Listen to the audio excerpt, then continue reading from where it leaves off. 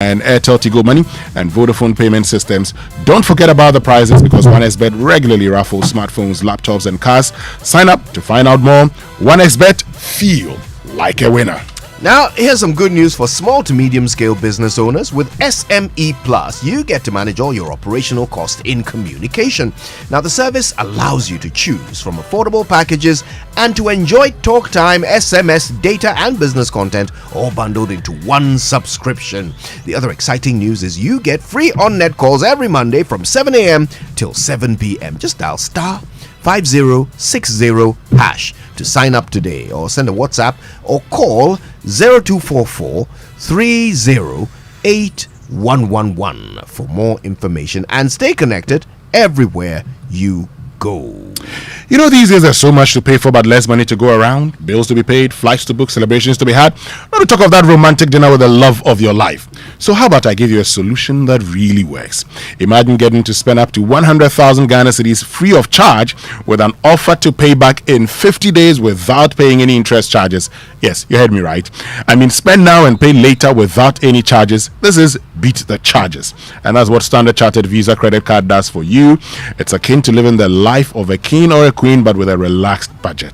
Wow, what a unique addition to life's experiences and an opening to a world of possibilities. Now, don't let money stop you from doing the lovely things you've always wanted to. The Standard Chartered credit card is accepted in over 1 million destinations across the globe. What's more, you also get unbelievable rewards every time you swipe. It's time to settle bills and not battle them. Get a Standard Chartered credit card today. Call toll free on 0800 740 100 or 0302 740 100. Reach us via email on feedback.ghana@se.com. Standard Chartered, here for good. Charlie, I nearly forgot two very important birthday wishes. This one says, glorious happy birthday to Reverend Charles Wilberforce Ajay, General Manager of British Airways Cargo, West Africa, and Head of Counseling at Action Chapel International. It's from Mr. and Mrs. Jerry Boache Dankwa and the kids. And this last one, happy birthday to my cousin. It says, the fashion and style specialist Ivana Anan, aka Jamestown Awula, and the legendary Nenyi George Anda. Oh, it's George Anda's birthday today. Wonderful. Okay, it's not whether you get knocked down, it's whether you get back up. Let the Allianz Apomuding plan serve as a helping hand. With as little as 6 Ghana cedis, you can get right back up when you lose your daily income. You can access the hospitalization benefit and life cover for you and a loved one. Call Allianz Life Insurance on 0308 249 090 or go to their website, which is allianz-gh.com. Allianz Life, we secure your future. Thank you very much, and welcome aboard the Joy Sports Center this morning with me, Fentuo, Tahiru Fentuo. Coming up, last night was one game to remember. Foden, oh, how well did he do that? Haaland finally gets his goal. 4-1. And the Blues have said to the challengers, you'll have to wait your turn. That's right, Kevin De Bruyne had the double last night as Arsenal's lead on top of the Premier League table now cut down to 2 points with 5 games to go. But Man City have 2 games in hand. We'll review last night's action as well as this. Clay Thompson, top fading corner 3. How does he make those? Clay's got 26. Curry weaving, shot clock at 5, lays it up and is fouled. And they win it 123-116 to take a 3-2 lead. That's right, from 2-0 down, the Golden State Warriors take control of their Sacramento Kings series. The Lakers, on the other hand, they fell short in Game 5 as the Memphis Grizzlies take a win.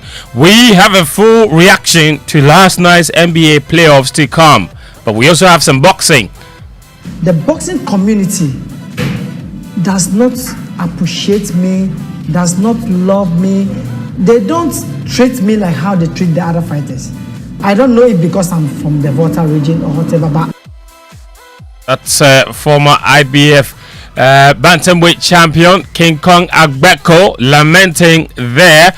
But let's go to Tamale first, where we start.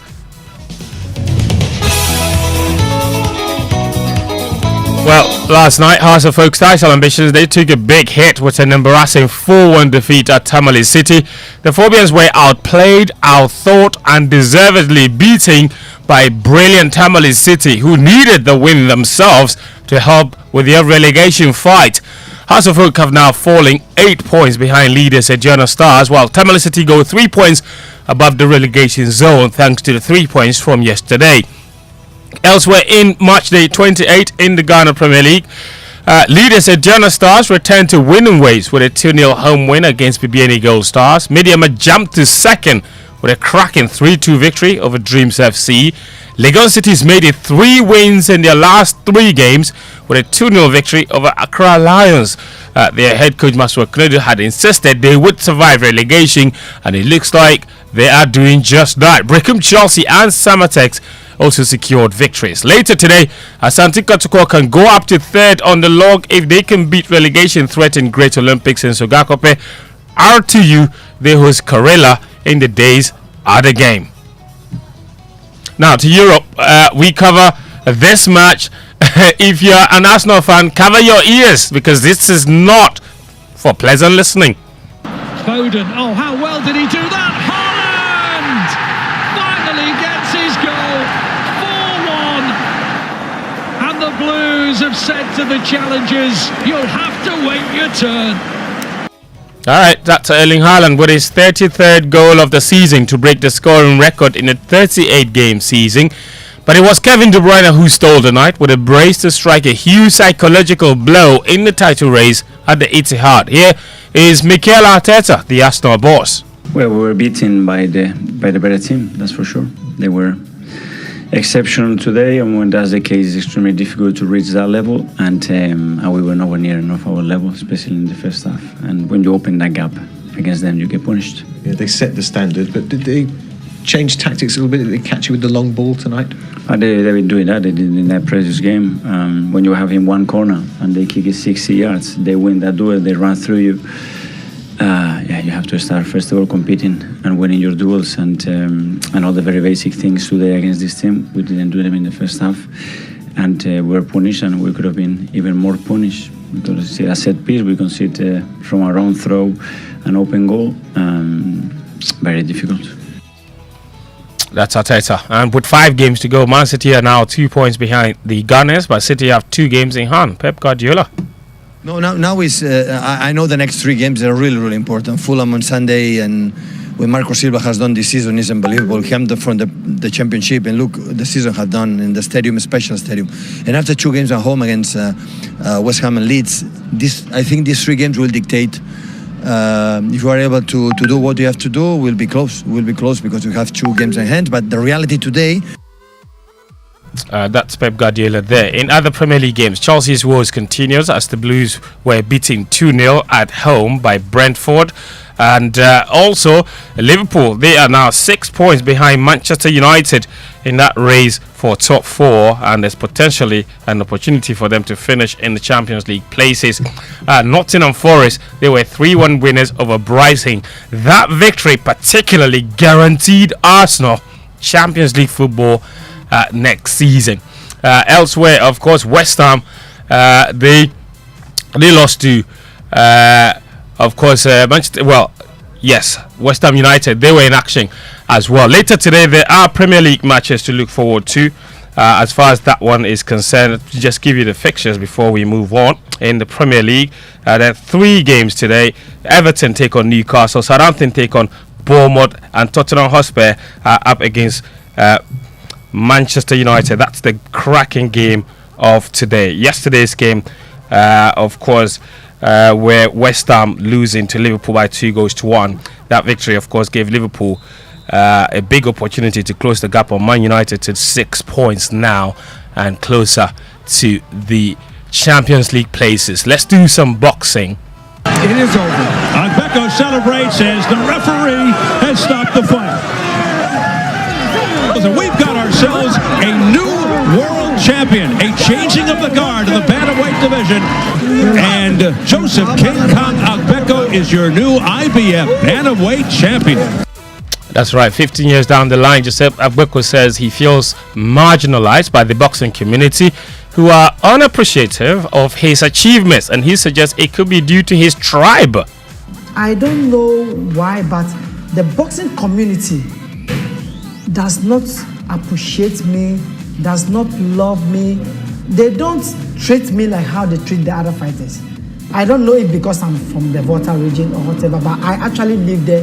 But for some reason, there are a lot of people in there that they don't like me. Even with the Bukum Boxing Arena, when you go inside the Bukum Boxing Arena, there is a place where they have all the champions' picture in there. When you go in there, you know, Joseph Agbeko was not a fighter who just won a world title once.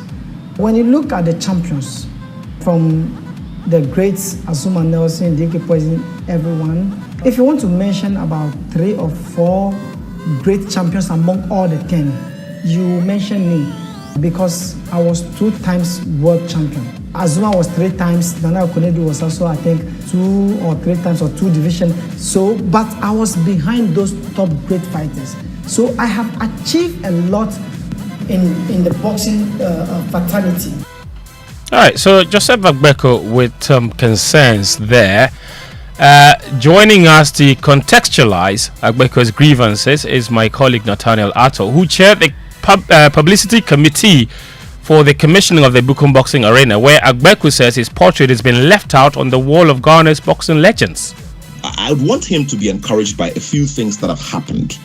Now, you look at the year 2008 when President Kufuor awarded Joseph Agbeko and 243 other individuals for their service to the nation. He was awarded a Grand Medal of the Republic of Ghana, and this is very key. Between 2007 and 2008 as well, he was given a token gift of a VW saloon car, a VW Polo saloon car, for winning the world title for Ghana.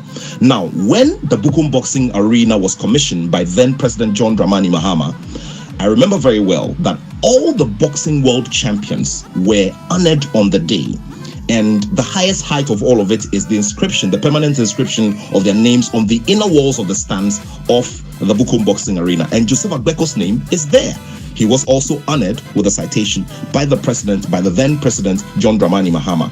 At the time, the late Alfred Cote was alive. He was also there. He was also honored.